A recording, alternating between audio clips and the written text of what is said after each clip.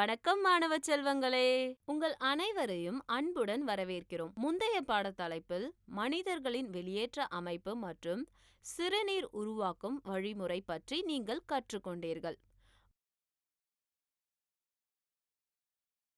முக்கியமான விஷயங்களை மீண்டும் ஒருமுறை நினைவு கூர்வோம். வெளியேற்றம் என்பது உடலில் உள்ள கழிவுகளை வெளியேற்றும் செயலாகும். வெளியேற்ற அமைப்பு ஒரு ஜோடி சிறுநீரகங்கள், சிறுநீர் குழாய்கள், சிறுநீர் பை மற்றும் சிறுநீர் குழாய் ஆகியவற்றை கொண்டுள்ளது.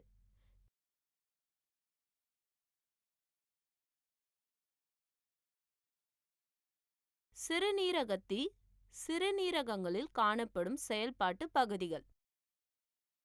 சிறுநீரின் உருவாக்கம் 4 நிலைகளை உள்ளடக்கியது.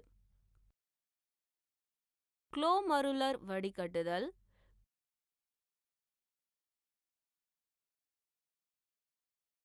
குழாய் மறு உருவாக்கம், குழாய் சுரப்பு, சிறுநீரின் செறிவு.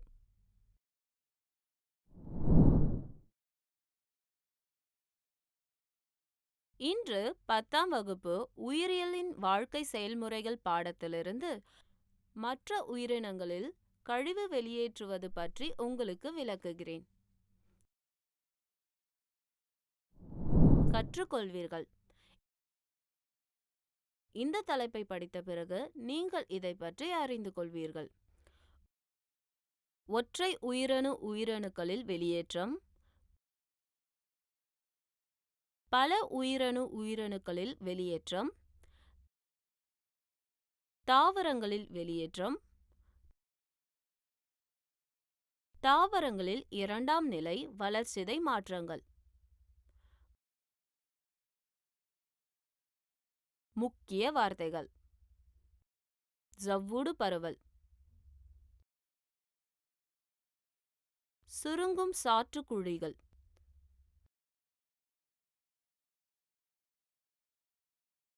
சுவாலை உயிரணு, ராபிட்ஸ், 2ஆம் நிலை வளர்சிதை மாற்றங்கள், ஆல்காலாய்டுகள், டனின்கள்,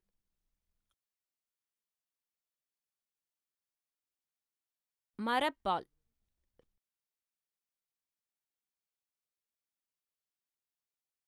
பிசின்கள்,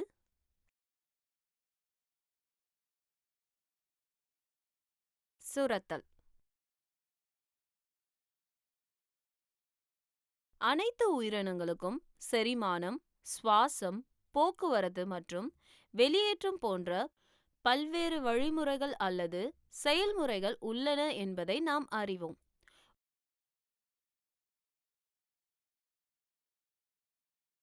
ஒற்றை உயிரணு முதல் பல உயிரணு அதிகரித்து உயிரினங்களுடன் வெளியேற்ற அமைப்பில் சிக்கலாக்குகிறது. மற்ற உயிரினங்களில் வெளியேற்றம். வெவ்வேறு உயிரினங்கள் வெளியேற்றுவதில் பல்வேறு உத்திகளை பயன்படுத்துகின்றன. ஒற்றை உயிரணுக்களில் குறிப்பிட்ட வெளியேற்ற உறுப்புகள் இல்லை. இந்த உயிரினங்கள் உடலில் மேற்பரப்பில் இருந்து சுற்றியுள்ள நீரில் எளிய பரவல் மூலம் கழிவுப் பொருட்களை அகற்றுகின்றன.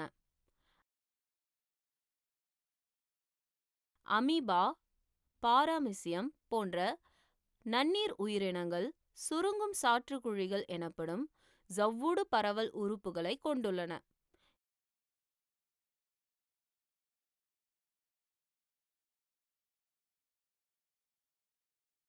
இது உடலில் இருந்து நீர் மற்றும் கழிவுகளை சேகரித்து வீங்கி மேற்பரப்பை அடைந்து அதன் உள்ளடக்கத்தை வெளியில் வெளியிட வெடிக்கிறது.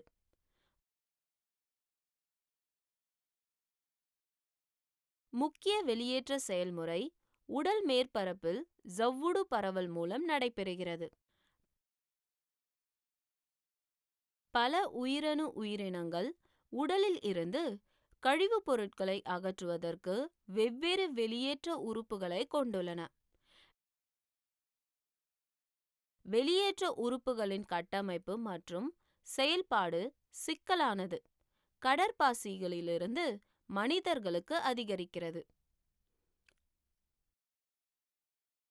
பஞ்சுயிரி மற்றும் குழியுடலிகள் கிட்டத்தட்ட அனைத்து உயிரணுக்களையும் தண்ணீர் குளிப்பாட்டுவதால் குறிப்பிட்ட வெளியேற்ற உறுப்புகள் இல்லை. பிளாட்டிஹெல்மின்தஸின் தட்டையான புழுக்களில் முதன்முறையாக வெளியேற்ற கட்டமைப்புகள் தோன்றும். அவை சுவாலை உயிரணு என்று அழைக்கப்படுகின்றன. இங்கே காட்டப்பட்டுள்ள அட்டவணையில் வெவ்வேறு உயிரணுக்களில் உள்ள வெவ்வேறு வெளியேற்ற உறுப்புகளை கவனிப்போம். தாவரங்களில் உள்ள பொருட்களின் வெளியேற்றம் மற்றும் வெளியீடு. விலங்குகள் போல் தாவரங்களும் வெளியேற்றுமா? பதில் சொல்ல இது ஒரு அற்புதமான கேள்வியாக இருக்கும். வளர்சிதை மாற்றத்தின் போது பல்வேறு வகையான இறுதிப் பொருட்கள் உருவாகின்றன என்பதையும் அவற்றில் நைட்ரஜன் கழிவுகள் முக்கியமானவை என்பதையும் நீங்கள் அறிவீர்கள். இந்த கழிவுகளை வெளியேற்ற தாவரங்களுக்கு குறிப்பிட்ட உறுப்புகள் இல்லை. விலங்குகளை விட தாவரங்கள் மிக குறைந்த வேகத்தில் கழிவுப் பொருட்களை உடைக்கின்றன. எனவே கழிவுகள் குவிவதும் மிகவும் மெதுவாக உள்ளது. நிழலில் வளரும் பச்சை தாவரங்கள் மற்றும் பச்சையம் இல்லாத தாவரங்கள் கரிமில வாயு மற்றும் தண்ணீரை சுவாசிக்க கழிவுப் பொருட்களால் உருவாகின்றன.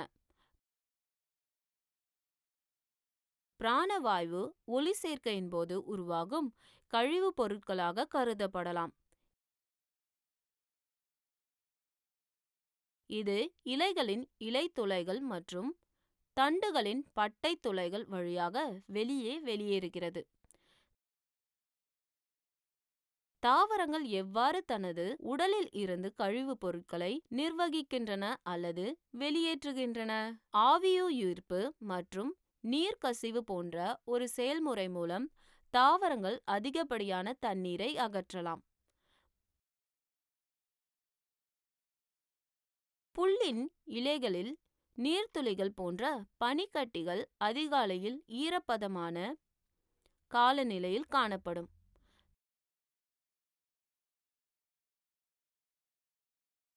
தாவரங்களில் இருக்கும் அதிகப்படியான நீர் வேர் அழுத்தத்தின் காரணமாக திரவ வடிவில் வெளியேறுகிறது. இந்த நிகழ்வு நீர்க்கசிவு என்று அழைக்கப்படுகிறது. மேலும் இது நீர்க்கசிவு துளைகள் எனப்படும் சிறப்பு உயிரணுக்கள் மூலம் நடைபெறுகிறது. தாவர கழிவுப் பொருட்கள் இலைகள், பட்டை மற்றும் பழங்களில் சேமிக்கப்படும். இறந்த இலைகள், பட்டை மற்றும் பழுத்த பழங்கள் கழிவுப் பொருட்களை அகற்ற மரத்திலிருந்து விழும். பழங்களில் கழிவுகள் ராபிட்ஸ் எனப்படும் திடப்பொருள் வடிவில் சேமிக்கப்படுகின்றன. இருப்பினும் பல சேர்மங்கள் தாவரங்களால் அவற்றின் சொந்த பயன்பாட்டிற்காக அல்லது பாதுகாப்புக்காக ஒருங்கிணைக்கப்படுகின்றன. பல தாவரங்கள் இரசாயனங்களை ஒருங்கிணைத்து அவற்றை வேர்கள், இலைகள், விதைகள் போன்றவற்றில் சேமித்து தாவர வகைகளுக்கு எதிராக பாதுகாக்கின்றன.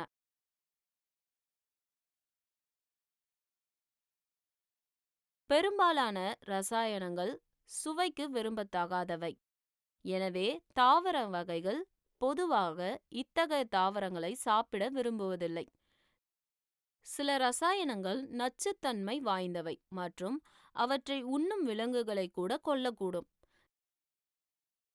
சில தாவரங்கள் காயமடையும் போது இரசாயனங்களை சுரக்கின்றன. இந்த இரசாயனங்கள் காயத்தை அடைத்து காயத்திலிருந்து தாவரத்தை மீட்க உதவுகின்றன. சில தாவரங்கள் மற்ற உயிரினங்களுக்கான ஈர்ப்புகளை வெளியிடுகின்றன. அவை மகரந்த சேர்க்கை, விதை பரவல் அல்லது அவற்றின் ஊட்டச்சத்தில் கூட தாவரங்களுக்கு உதவும். எடுத்துக்காட்டாக, வேர் முடிச்சுகளை கொண்ட லெகுமினோசே தாவரங்கள் ரைசோபியா பாக்டீரியாவை வேரின் சுற்றுப்புறங்களுக்குள் ஈர்க்க ரசாயனங்களை சுரக்கின்றன. தாவரங்கள் ரைசோபியத்துடன் ஒரு கூட்டு வாழ்வு உறவை உருவாக்குகின்றன. இந்த கலவைகள் இரண்டாம் நிலை வளர்சிதை மாற்றங்கள் என்று அழைக்கப்படுகின்றன.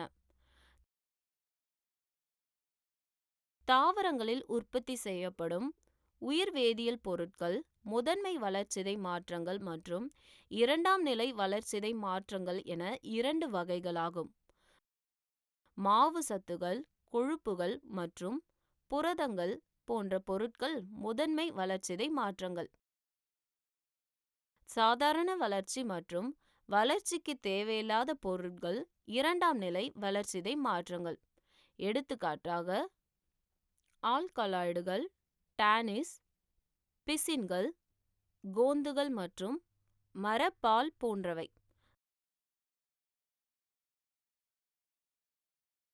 தாவரங்கள் இந்த ரசாயனங்களை தங்கள் சொந்த பயன்பாட்டிற்காக உற்பத்தி செய்கின்றன, ஆனால் மனிதர்கள் அவற்றை சொந்த நலனுக்காக பயன்படுத்துகின்றனர்.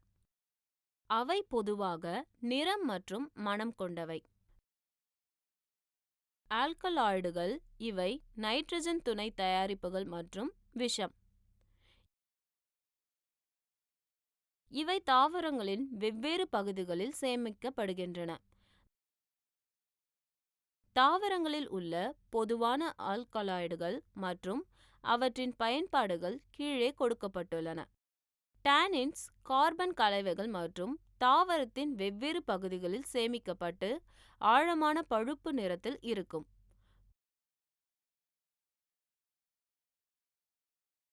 தோல் பதனிடுதல் மற்றும் மருந்துகளில் டானின்ஸ் பயன்படுத்தப்படுகின்றன. எடுத்துக்காட்டாக, காசியா அகாசியா. பிசின் பக்திகள் எனப்படும் சிறப்பு பத்திகளில் பூவா தாவரங்களில் பெரும்பாலும் பிசின்கள் ஏற்கப்படுகின்றன.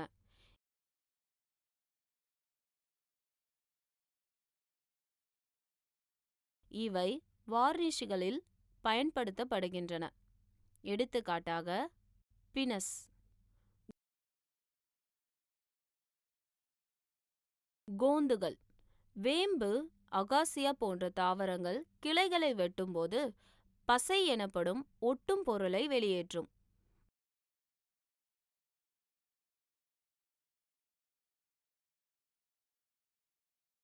கோந்து தண்ணீரை உறிஞ்சுவதன் மூலம் வீங்கி தாவரத்தின் சேதமடைந்த பகுதிகளை குணப்படுத்த உதவுகிறது.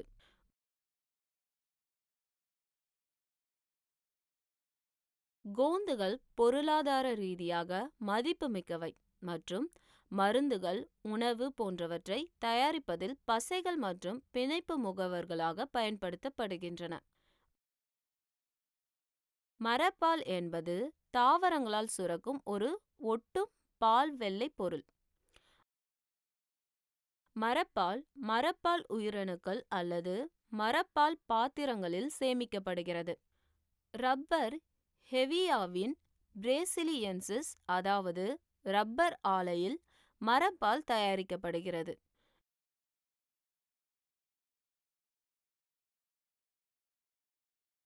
ஜட்ரோபாவிலிருந்து வரும் மரப்பால் பயோடீசலின் மூலமாகும். சூயிங்கம் என்பது 5000 ஆண்டுகளுக்கு முற்பட்டது.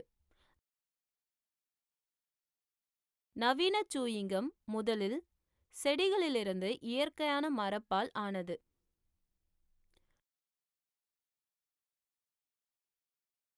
மகரந்த துகள்கள் நம் உடலுக்குள் நுழையும் போதெல்லாம் நைட்ரஜன் பொருட்கள் இருப்பதால் அவை ஒவ்வாமையை ஏற்படுத்துகின்றன.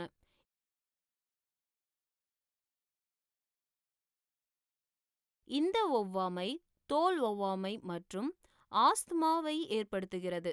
எடுத்துக்காட்டாக, பார்த்தினியம்.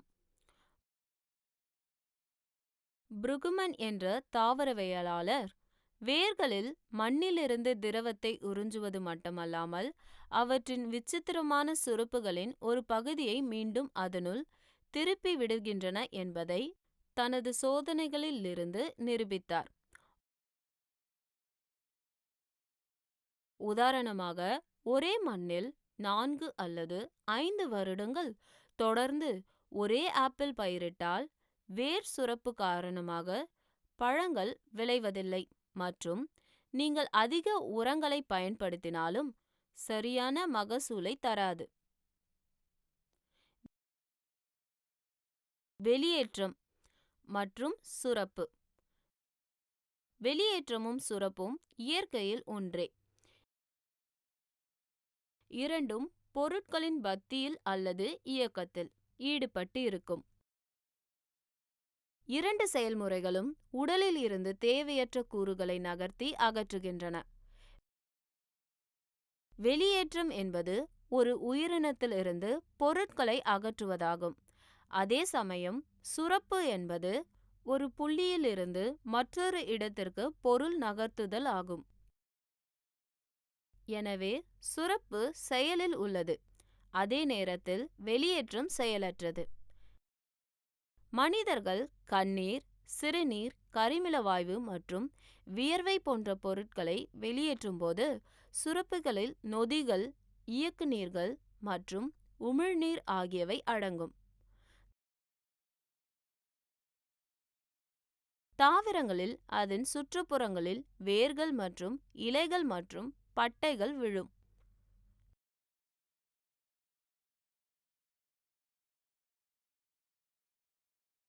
மரப்பால், பிசின்கள், கோந்துகள் போன்ற வடிவங்களில் தாவர உடலில் சுரப்பு ஏற்படுகிறது.